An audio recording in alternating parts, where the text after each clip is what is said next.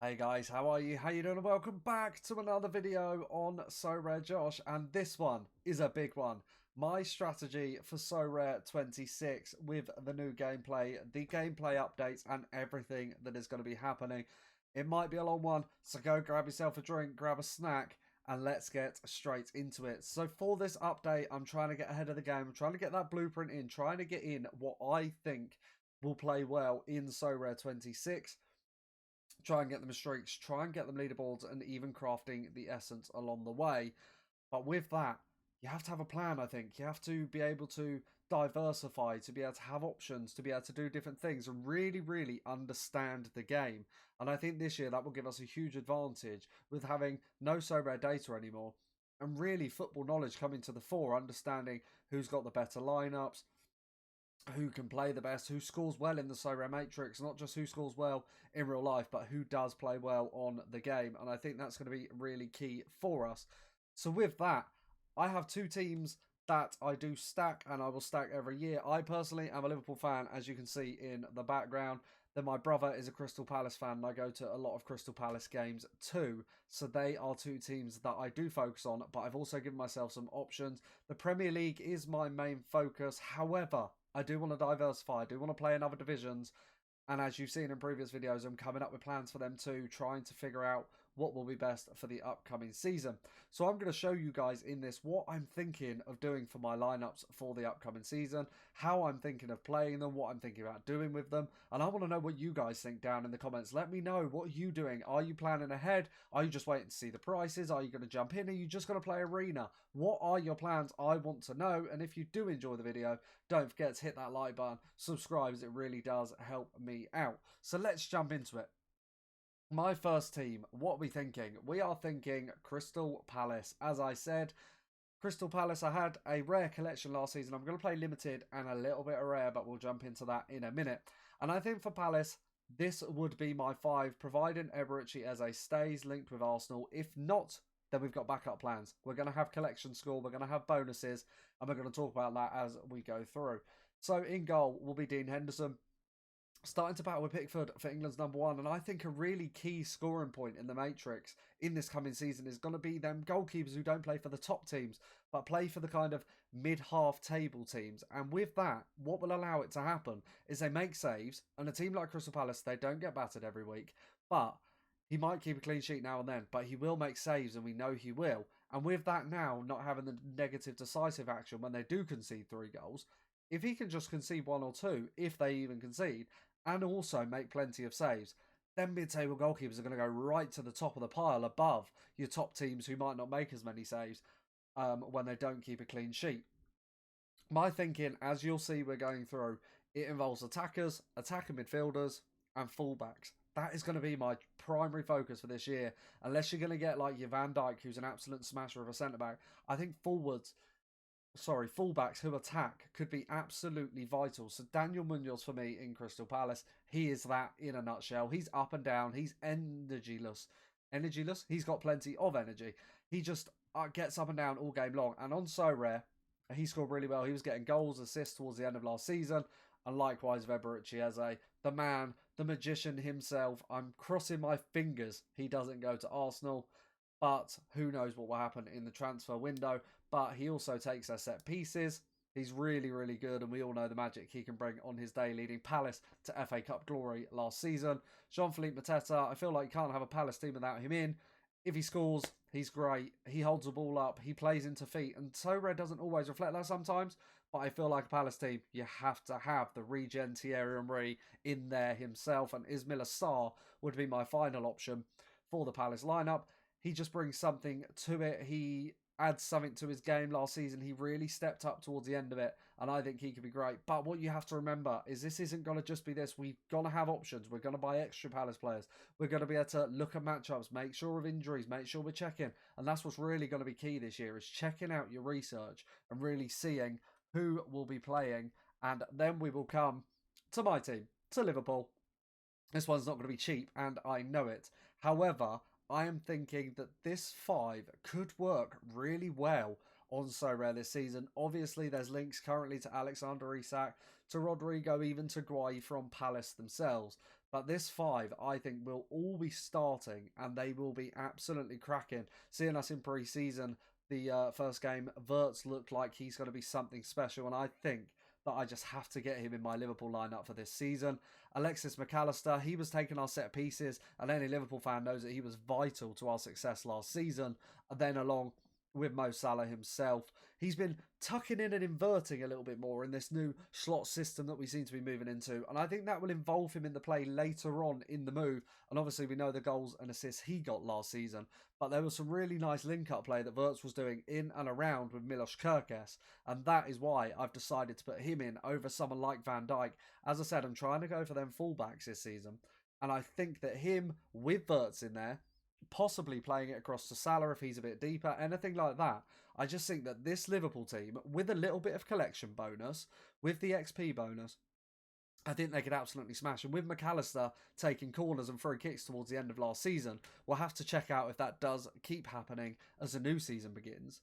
But I do think this five can get us hot streaks, can get us possibly onto the leaderboards and earn us essence to be crafting the Premier League cards as the season goes on. And for me, that is going to be my Liverpool team, unless Alexander Isak signs, and then the team just becomes even more expensive, and we rethink all ideas, because possibly then we drop McAllister, put Wirtz into midfield, and get Isak in there as well. But I don't want to rattle any Newcastle fans, so I'm going to move on quickly. And this is where we move on to the thinking about the anti-stack bonus. This is where I've really started to think about that, trying to think about the cap 260 and really trying to understand the options. And as you'll see with this team and the next team that I'm going to show you, we've got our 4 slots per team. So that's every division that you want to play, whether that's Premier League, Bundesliga, Liga, anything like that. You've got 4 teams in each division.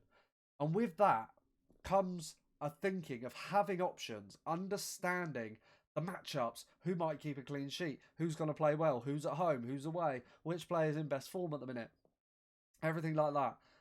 And honestly, I think that it brings such a new dimension to the game this year that Sorare is just going to go to another level for people who love the fantasy football style, the kind of getting involved in it, making every game exciting. As you look at here, you would have 3 games that you might not be excited in, but you want to watch them. You want to get them on the telly. You want to make sure that you're sat there watching a Pedro Porro, Bruno Fernandes, seeing how they play in that game.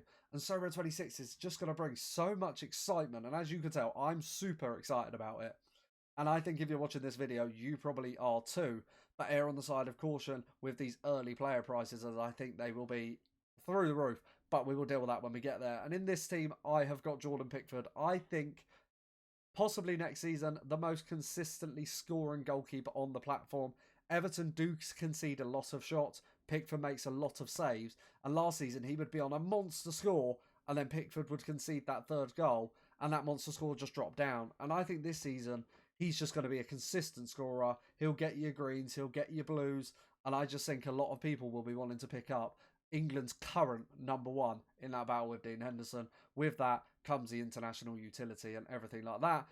And then going back to these 2 teams, Palace obviously in their dispute for the Europa League. You've got your European utility, even if they are in the Conference League, and then Champions League for Liverpool. You got your midweek, you've got that. So just be careful with that, with the prices. And then we have gone with 2 Tottenham players in this team. So Pedro Porro, he's pretty much all or nothing. But for me, I think next season he's going to be more all than nothing. He was kind of your option below Trent last season, pardon me. And I do think that he will be incredible this season for Tottenham. If they can get that Thomas Frank way of playing, he will become that kind of attacking right-sided player. And then hopefully he will be able to link up with the man I've put in as a midfielder, Mohamed Kudus, signing for Tottenham. Big money move.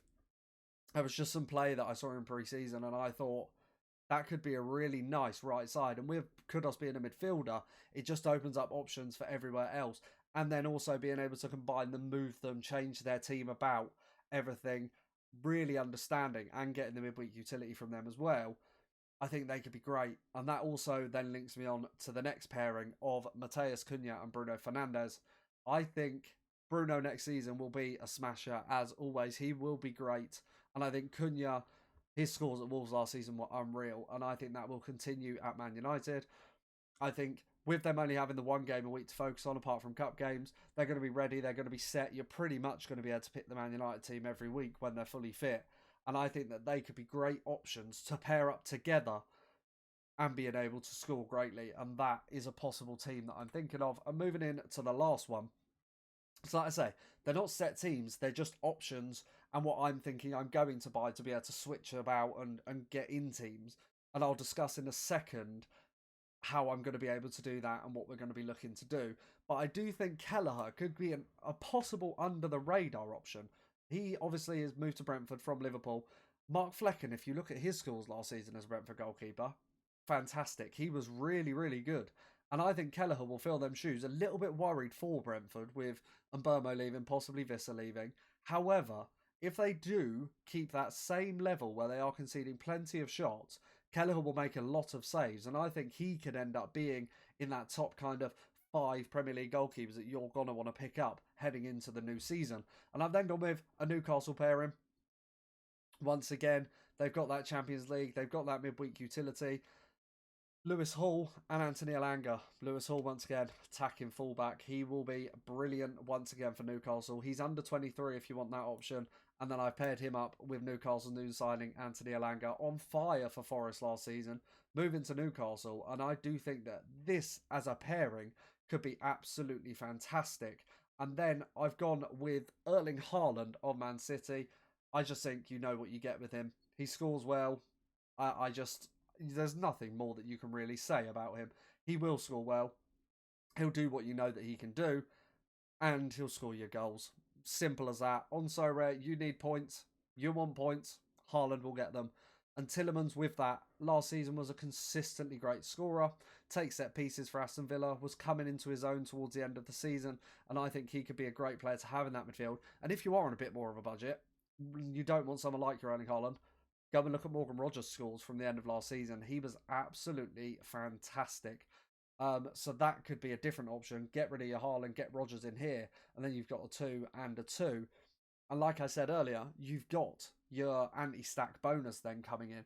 And with a team like this, you might even, because of Kelleher's scores, sneak under that 260 cap. And if you can then have all of your bonuses, you will get your 4% for having under 260, your 2% for having an anti-stack, plus then all your percentages and your collection bonus on your players. You're going to be looking at some fantastic percentages to add on to what your score is already going to be. And that's only going to push you up hot streaks, win you essence, win you prizes on the leaderboards. And I'm just going over what my opinions are here and my Premier League teams that I'm going to want to buy. And that's then going to lead me into rare. So as you can see, I already own these 3 rare goalkeepers. And what you will see about them, they are all classic cards. The most important point for me with hot streaks is you can have 1 classic, 4 in season. So I think that could be absolutely huge for being able to hit hot streaks with this coming season. So I've always played rare. I've always played it on a bigger scale than what I'm going to play it this season. But I'm more focusing on limited this season because I want to be able to spread out. I want to diversify. I want to learn more. I want to play the game in a way that I'm enjoying it, rather than just thinking, oh, I need to win my money back. I need to win. Yes, that would be great if we do. But what you have to be prepared for is to lose any money that you put in. But hopefully that won't happen. And hopefully you'll get that return on investment. Have a great season and have more fun with it. But as you'll see here, these 2 already Premier League goalkeepers. Henderson, Pickford, I won't go over them again. The reasons that I picked them up, I just think that they are going to be fantastic under the new scoring matrix. And then Sean Lamons, he has been linked with Man United. And that's the only reason I've picked him up. If he becomes Man United's goalkeeper, he should score well enough. If not, then I'm probably going to sell him on. The Belgian League starts next weekend, so we should be able to hopefully make a little bit of money. Move him on. And then with the rares, and this is where I'm thinking option-wise, we're going to have to see the prices. We're going to have to understand. I'm going to have a big notebook in front of me here with lots of options on it. And I said in a video the other day about a player like Aaron Wan-Bissaka, scored amazingly towards the end of last season. A player like Jarrod Bowen scored amazingly. And with rares, what you really have to look at, and I'm not necessarily set on playing rare yet until I see the prices, but the return on investment wise and the investment you put in for rares, obviously the prize money, it becomes so much greater. But limited, that pressure feels like it's off. It feels like you can just enjoy it. It feels like And that's all relative to how much money you have and what you can put in and the enjoyment that you want out of the game. And that's up to you to decide. But with the rare, there's so many options that I'm looking at Hudson Odoi, looking at people like Elliot Anderson, making sure in rare especially that I'm getting them bonuses that you can get from the game. So under 260 and the anti-stat bonus, and really looking at how I can play the game in a way for me that's going to benefit the scoring matrix that comes up this season. And that is where we've got this. And if you guys are loving my PowerPoint, it's taking me back to my school years. So we're going to move on to this. You've got your one classic card. Make sure, I think personally, it needs to be either a goalkeeper, because goalkeepers are going to be expensive. There's only 20 in the Premier League and you've got to pick one of them, or your smasher. So what I've gone out and picked up, I've gone out and picked up an old season Bruno, an old season Salah, and an old season Haaland. And for me, what I've done is made sure that they're on a good enough percentage that I can get their collection score up just a little bit, and then I can captain them. And with that 50% captain bonus, as you can see at the bottom, they're going to be getting still 56, 60% of their score. And I think with that, that's just going to enable you to be able to captain them. Captain of Bruno Fernandes, he gets the scores he did last season. You're already looking at a monster score from your captain. And then the bits and pieces that you fill in around them are the important part. Because obviously you don't want your super cheap players, but you want players that are going to score well enough. And that depends what your aim is. Are you looking to win a division? If you are, you're going to have to pick up all your smashers. But if you're just looking at grinding out them hot streaks now because it's just you versus the game, or if you're looking at beating the leaderboards, that's really what you're going to build your team around. And with that, you then have to think about, you're going to be getting 5% in-season bonus per card. So that is going to allow you immediately 5% on your player. So if you go and pick up an in-season Mo Salah, 5% straight away. Your then XP bonus is going to happen on top of that. So if you've got Salah at, let's say, 3%, if you've saved up your level up XP and everything like that, you've already got 8% on your in-season Mo Salah. You then get your collection bonus, which is even easier to get this year because you get 20 points per card that hasn't been listed, I believe, or 20 points per card, something along them lines. That's going to be even easier for you. So you're going to have your in-season bonus of 5%. Let's say Salah was on 3%. You've then got your collection bonus of 5%, however that may come along. You have got 13% already. That is honestly going to be unbelievable towards your scores. And if you can get that on each and every player, I'm not saying I'm buying a 5% collection of every player that I've just shown you, but if I can, for cheap enough, get their collections to, let's say, 3% of an in-season card with the XP bonus, and let's say there was no XP, you've got your 5% bonus, you buy them on the first day, you get a 3% collection score, you've got 8% on top. With your captain and your classic card in there, who's going to be your smasher, them hot streaks don't start to look too far away.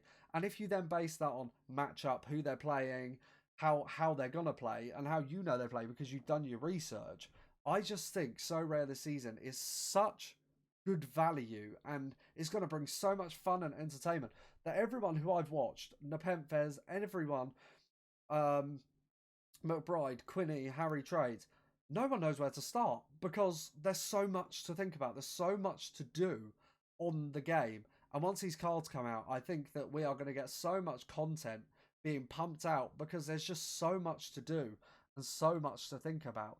And then we've got everything else. And that is where we are going to come across to being able to have a look at the league-specific competitions.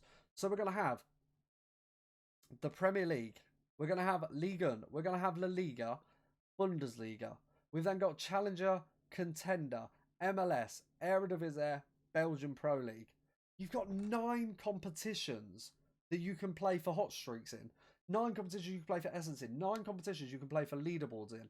And as you can tell, my passion is becoming more and more as the video goes on because I just think Sorare this season is going to be great. And with that, looking at this, you've got your Premier League hot streaks. So to look at them and how it's going to be, and then we'll move on to what the opening game weeks are looking like. You've got your points here. You need 360 points, 380 points, 400 points. So you get 35 points per base starter. You're already looking at having, with a collection score and a bonus, you know, you're looking at 70, 140, 175, sorry, for your starting lineup. That's without a captain bonus, anything like that. You got your captain bonus, you got your XP. You're going to need a couple of decisives along the way. Of course you are. It's just part of the game. You can't expect to put out 5 players, then just score averagely and to reap the rewards, because that's never going to happen. But when you look at these and how the steps are, by the time, if you ever reach this hot top streak in the Premier League, Liga, and La Liga, Bundesliga, you collect it all along the way. You got 1,000, 200, 50, 10, and 5 along the way. So you're going to end up with what, $1,265 along the way. And that could be your whole season paid for. In Rare, you're looking at this, and you're all of a sudden going £5,060. And that is honestly unbelievable. With this then, in the other divisions, you've got this. But what we're then looking at is in the early weeks of the season, you're going double. So you get to double up this. And if you did manage to recoup some money in that, your return on investment, you're just looking at not needing to win it back over the whole season. You might have been back before that, and then you're just playing in pure profit, and there's no pressure on the game. Plus, I know, extra, you've then got your leaderboard prizes. As Nepenthes was saying in the stream the other day, you could end up genuinely having a game week where you win hundreds, thousands, tens of thousands, depending on your budget. Looking at these, you've then got, in essence, if you were to finish Division 1 Premier League, even 201st to 300th, you're getting 1,000 essence. So 1,000 essence crafts you a card, and then you don't know who that could be, and that could shape who you buy next, how your next lineup goes, who you're building your team around, what you're going to do with that one, and everything. And then Division 3 and Division 2, you can work your way up. You've got 4 slots. You've got to try and stay in Division 1, obviously, if you want the best prizes. However, you can work your way up. You've got them 4 slots. And the best thing about streaks for me is you only need one team to hit for you to move up. It doesn't matter if it's just one and the other 3. Let's say 3 managed to get relegated because you had a DMP. Unfortunate things happen. But that one team managed to hit the hot streak. You're still on for it. And you've got to do that 5 times in a row, which does sound easy, and it is not. Because watching people play MLS this season is not easy. But if you do that in Limited, and then Rare, the leaderboards just go through the roof. And like Nepenthes said, you could win thousands, hundreds, etc., etc. And then we've got a new crafting system. So that's going to bring even more excitement. You get to do your kind of FIFA-style player pick. You get to pick out your player. You don't get to reveal them all. You can do that with your essence. However, what you can do is then afterwards see, oh, was that a near miss? Who could I have got? Who were the options? Who was available? And I think that just adds a whole nother layer of excitement. And I think Nicholas and the team at Sorare have done a fantastic job of making Sorare this season excited again. And then the extra layer, and I know I keep saying Independence, but he loves the arena. And the arena this season will be huge for everyone. Because if you've got your classic cards, or you've got cards you can't use, you can just throw them in the arena. It costs you 100 essence to enter, granted, but you can win your essence back. You can win you can win XP.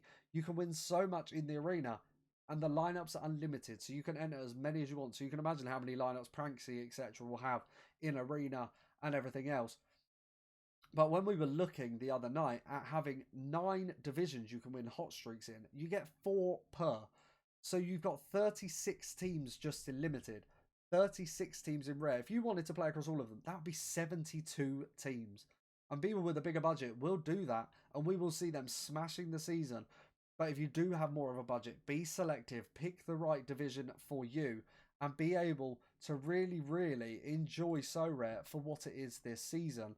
And when it comes to that, my strategy is just Premier League. But I would love to look at Ligue 1. Let's look at PSG versus the rest of the league. Can you get a PSG team? How much would a Nice collection be? How much would a Strasbourg collection be compared to, just say, a Hakimi?